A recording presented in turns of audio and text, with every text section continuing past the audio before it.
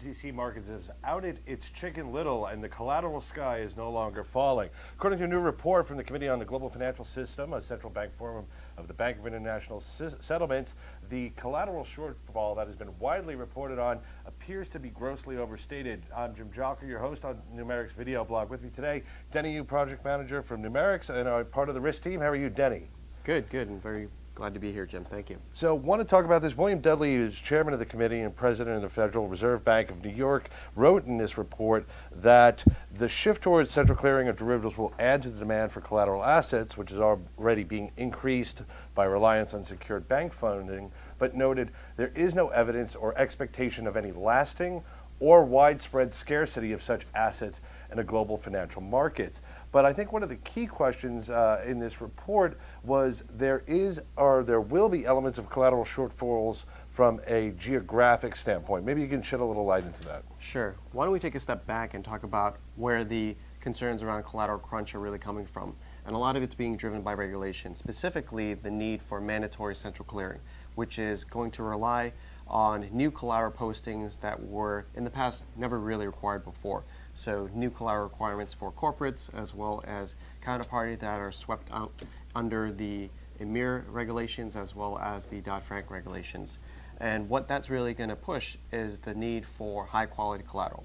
And the concern really around that was that with all the new demand for high quality collateral and only a finite amount available, there would be a lot of folks chasing the same pool of eligible collateral.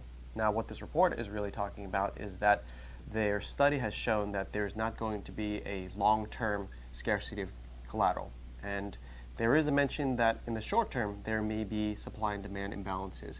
And what I think we really mean when we talk about the short-term effects is really the countries that have less healthy financial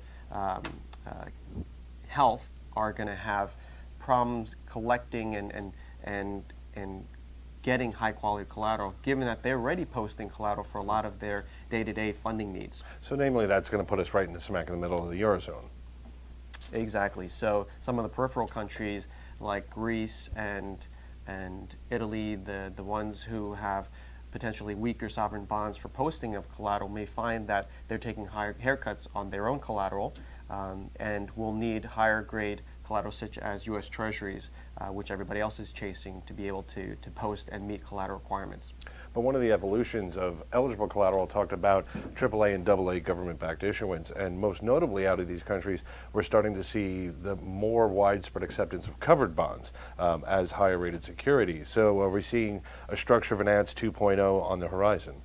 That could be a discussion in itself. The fact that some of the ratings requirements are being minimized so that bonds are actually getting pushed through with less requirements and less stringent standards. And it reminds me of the time pre-subprime crisis when bonds moved through that chain of ratings very quickly and were put out into the market for public issuance and public consumption in a very short time frame without necessarily all the due diligence. That concerns me in one sense, in that we're putting out a lot of new securities that may not really hold the rating that has been issued. Another concern is collateral transformation, which is really the ability for banks to offer services to essentially re-hypothecate or reuse the existing collateral to be posted elsewhere. And so that creates a interdependency where one piece of collateral is not only used to be posted for one pool of assets, but it may be used to pool against multiple pools of assets. And so you have interdependency between multiple counterparties, multiple banks, that this report actually talks about that potentially being another financial concern of collateral transformation. So let's go back to the original collateral shortfall. One of the clear issues in central clearing, or the fear factor, was around initial margin. Now, that initial margin, as we're starting to reemerge in what is appearing to be a bull market, one can assume initial margin costs are going to be coming down a little bit. So how is that taking off some of the pressures on collateral management? I think we can't necessarily breathe a sigh of relief that initial margin is going to go away. So initial margin is here to stay, central clearing is here to stay. Institutions that were not required to clear before will now have to clear and post margin. And what that means is that they need better frameworks in place to be able to anticipate collateral needs. So that really brings into what we've been seeing in the last year or two around OCC derivatives central clearing. A lot of institutions have been speaking to us about how to predict or forecast the collateral needs for whether they're going to use a bilateral counterparty for transacting or centrally clearing it. There are going to be different initial margin considerations. And that is also part of the optimization that's being done to help in the decision-making process. Whether you centrally clear, does that give you better collateral margin requirements than to have it bilaterally traded?